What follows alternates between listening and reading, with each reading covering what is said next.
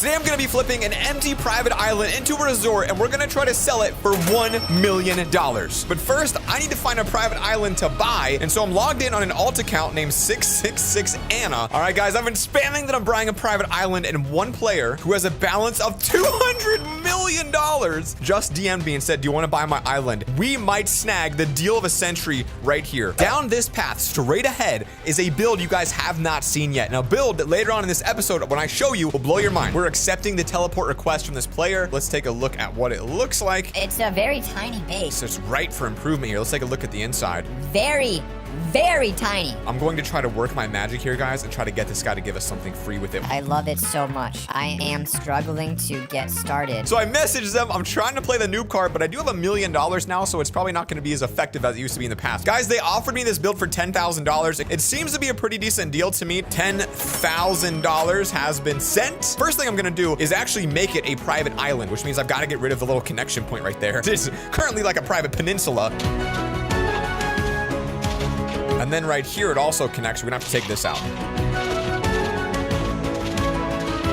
We want to have a proper private island. We need a massive amount of sand. There's a little bit right there. And so to save money, I think I'm just gonna go harvest sand myself. We're gonna start slowly replacing all of this nasty dirt with private island sand.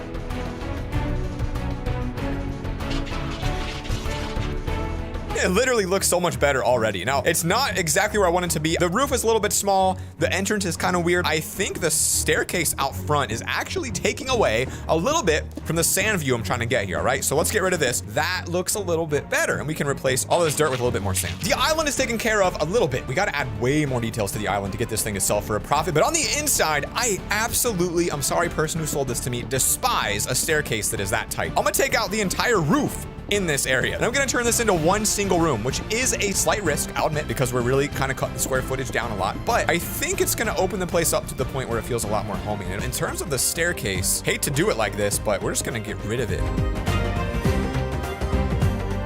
We're gonna keep this as a walkway into the house, but we're just gonna change the basics of it so that it just feels a little bit more welcoming. That could just turn into a freaking entire row of windows. Get that nice little beach view as you're inside. And let's replace all of this sand here. It's kind of funny because I put these staircases down and now I'm literally just getting rid of them right away. Oh well.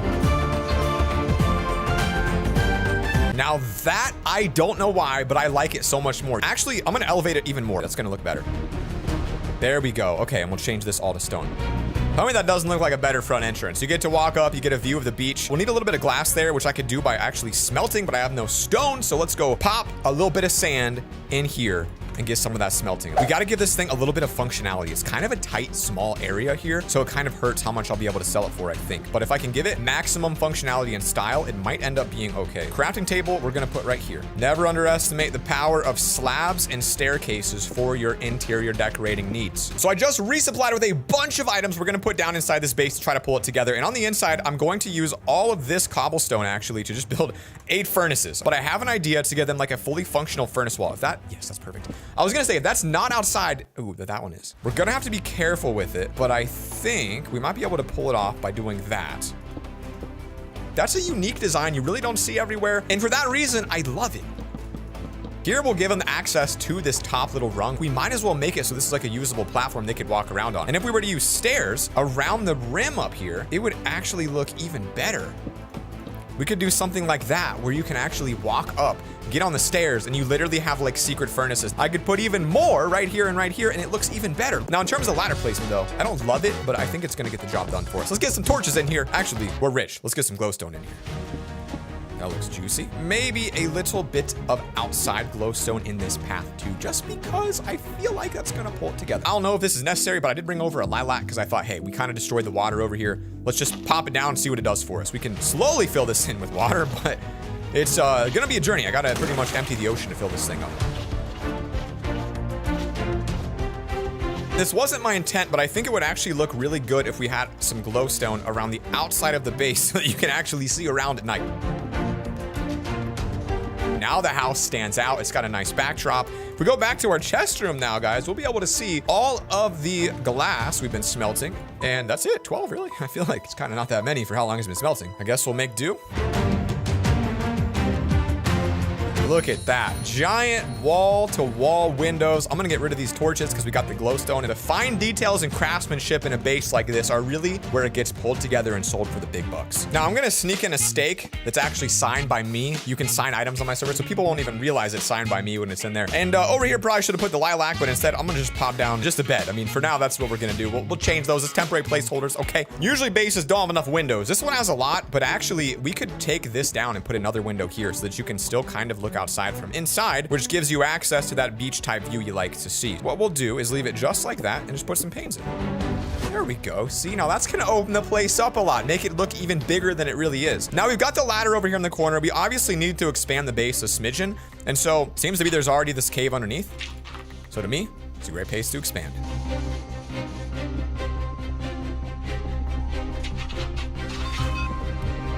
We're finally investing some money into this base, more than the $10,000 already. One thing I need to do is kind of hide the fact that like over here is like kind of ugly. I don't want people to really necessarily know that. So I got some bamboo. We'll plant that bamboo down right here, kind of give them just a nice little bit of privacy along the edge of their base. And then we'll also make a little bit of sugarcane here just to make it even more hidden. We got 2 pots to place inside. Obviously, you need to put some flowers right here. You can't have a base like this without flower pots. One's gonna go up there. That is actually looking absolutely adorable. And now the more interesting item that I got was jungle logs and some leaves. And with this, I think it's really gonna pull this thing together. We're gonna need some tropical trees. So I'm gonna see if I'm able to even build correctly a couple of palm trees. Man, the work it takes to build one single functioning palm tree is right here, guys. Look at this process. I don't even know if this is gonna look good. I'm just literally guessing. All right, how does that look from the ground? Does that even look like a tree? That's not too bad. I mean, you can tell it's a palm tree. And I also guess it's gonna make more sense to me if I buy just a little bit of cocoa beans. I feel like these just kind of look like coconuts. They're not. They're obviously cocoa beans, but they kind of give it a more tropical vibe. This is mostly a modern house, and I think we could use maybe a little bit of a smaller one out here, like just a little bit of a baby tree. 3 tall is plenty, I think. That one looks a little bit like it's got too much of an arch back, to be honest with you. It's a little bit aggressive on the build. I think what we need as well is a campfire zone out front. My idea is, since we have the palm trees, this might look like a really good campfire zone right outside the front door. Like, I feel like this could turn out super good. Outside of the base has got a couple palm trees, got a campfire. What we need to do is make an outdoor crafting table. What I wanted to do was make a couple stairs and make like legitimate little seating zones kind of just spaced around the outside. It's like you're sitting outside on the beach, you got a couple recliners, you're just out here chilling and vibing under the umbrella. Seems a little big. There we go. And then you could even add a couple of tables back here if you wanted to get a little bit exotic with it. Create some pressure plates, which would be like this. And all these pressure plates become the back of our tables. And now they're just sitting here chilling. And we could even make a little bit of an umbrella right here. I mean, we're really pulling together the outside of this base. I mean, compared to what it was, I don't know what this is gonna sell for, but it should be pretty darn good when you look at where we came from. We can make this an umbrella though, real quick. I have a storage of random colors of wool I've been collecting over time. We have lime green and white. Kind of get creative with those 2 colors.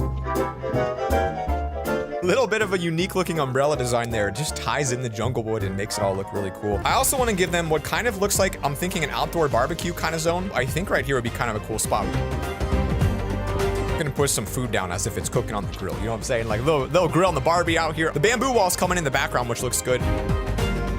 And this right here is another strategy to just hide that back wall. Interesting idea here. I thought, why not use sandstone as like a path block so that there's like more of like a path through the sand out here. It might look kind of like people were like stepping on it and like squished it down, you know?